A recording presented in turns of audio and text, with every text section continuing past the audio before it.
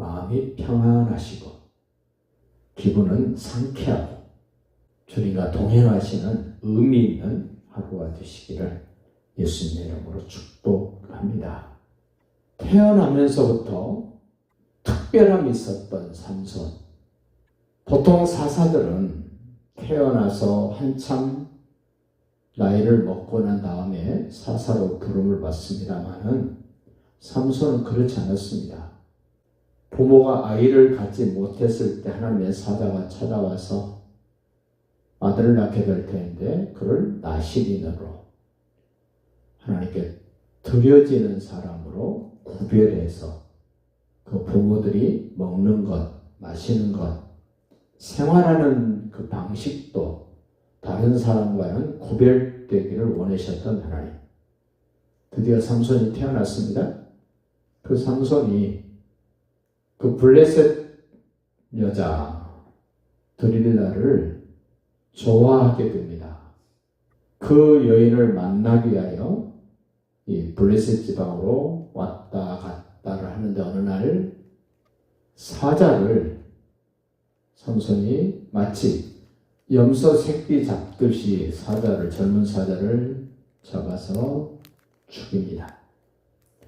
하나님의 영에 이끌려서 하나님의 영의 힘으로 사자를 잡았던 삼손. 어느 날 그 앞을 지나가는데 그 사자의 몸에 벌들이 꿀을 모아놓고 그 사자 몸에 있는 꿀을 손으로 떠다가 먹고 부모에게도 갖다 줬습니다. 그런데 그것이 어디서 왔는가는 말하지 않았습니다. 부모에게도 알려주지 않았습니다. 오늘 그 말씀을 강조를 합니다. 자, 10절 보십시오. 삼손의 아버지가 여자에게로 내려가며 결혼하는 풍습을 지금 얘기를 합니다.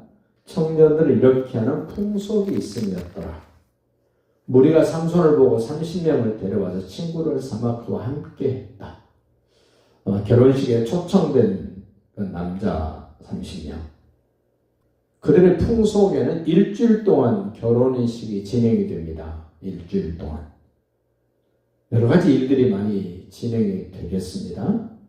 그런데 그 초청되어 온 30명에게 삼손이 수수께끼를 냅니다. 너희가 마치면 내가 너희들에게 옷 30벌씩을 줄게. 그러나 너희가 못 맞추면 너희가 나한테 옷 30벌을 줘야 돼. 라고 약조를 하고 수수께끼를 냅니다.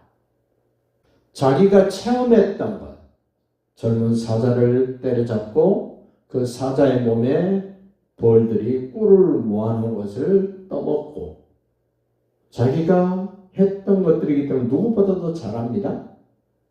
다른 사람은 보지 않았고 알지도 못합니다. 부모도 모릅니다. 아무도 모릅니다. 알고 있는 사람은 아마 하나님과 삼손밖에는 몰랐습니다. 14절 보십시오. 수수께끼를 냅니다. 삼손이 30명 남자친구들에게 수수께끼를 내는데 삼손이 그들에게 이르되 먹는 자에게서 먹는 것이 나오고 강한 자에게서 단 것이 나왔느니라 아니라. 우리는 알고 있습니다. 먹는 자에게서 먹는 것이 나오고 사자가 밀림의 왕자로서의 뭐든지 닥치는 대로 다 잡아먹고 힘이 센 그야말로 밀림의 왕자. 그를 때려잡았습니다. 삼손이. 자기 힘으로 잡았습니까? 아닙니다. 하나님의 영에 의해서 그 젊은 사자를 염소 새끼 찢듯이 찢어서 잡았다. 이렇게 표현을 했습니다. 강한 자에서 단 것이 나왔다. 진짜 강한 자가 누굽니까? 사자보다 더 강한 삼손. 하나님의 영에 감동된 삼손. 삼손보다 더 강한 분이 계시죠. 하나님이십니다. 강한 자에게서 단 것이 나온다. 먹는 자에게서 먹는 것이 나온다. 아무도 모르는 수수께끼를 냅니다. 삼손이 블레셋에 가서 이렇게 드릴라를 만나게 하고 하는 이 과정은 하나님이 블레셋에서 이스라엘을 건져내기 위한 하나의 방편으로 쓰시는 건데 보통 사람들은 알지 못합니다. 삼손의 부모도 모릅니다. 들릴라도 모르고 블레셋의 젊은이들도 아무도 모릅니다. 드디어 7째 날이 됐습니다. 15절입니다. 7째 날에 이르러 그들이 삼손의 아내에게 이르되 너는 내 남편을 깨어 그 수수께끼를 우리에게 알려달라 하라. 그렇지 않으면 너와 내 아버지 집을 불사르리라. 협박합니다. 네 남편을 꼬드게 해서 그 수수께끼를 알아내달라는 겁니다.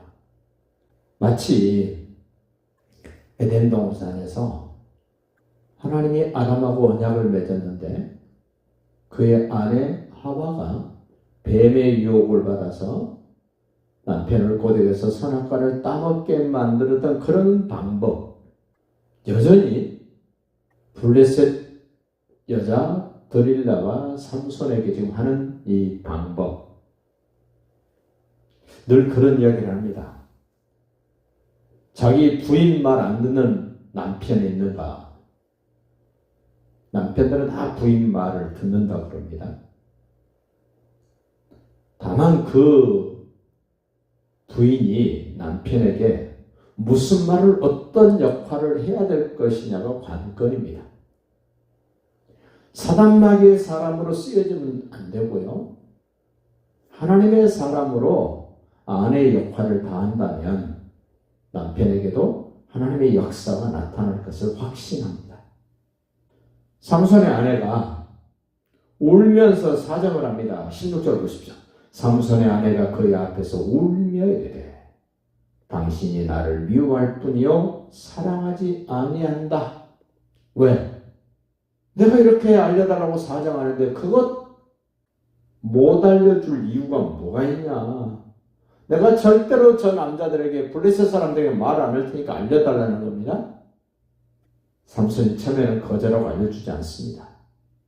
그런데 보십시오. 16절 끝부분을 보십시오.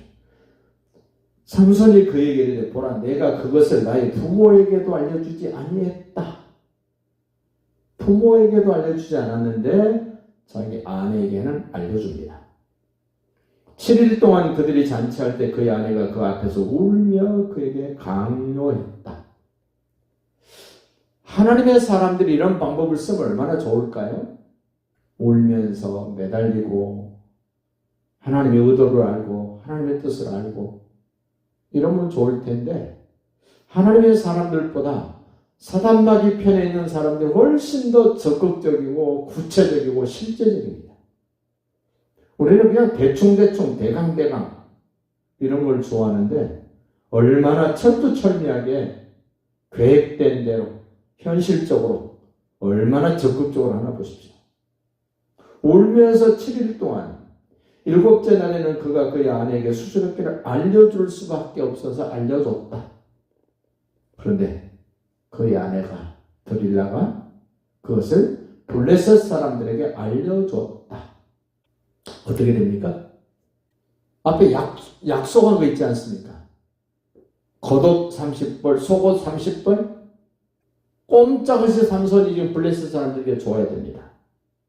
근데 거기에는 또 다른 뜻이 있습니다. 18절 보십시오. 7째 날 해지기 전에 성읍 사람들의 삼손에게 이르되 무엇이 꿀보다 달겠으며 무엇이 사자보다 강하겠느냐 한지라. 삼손이 그들에게 이르되 너희가 내 암송아지로 아내를 일컬어서 지금 암송아지 밭갈지 아니하였더라면 내 수수께끼를 능히 풀지 못하였으리라 아니라.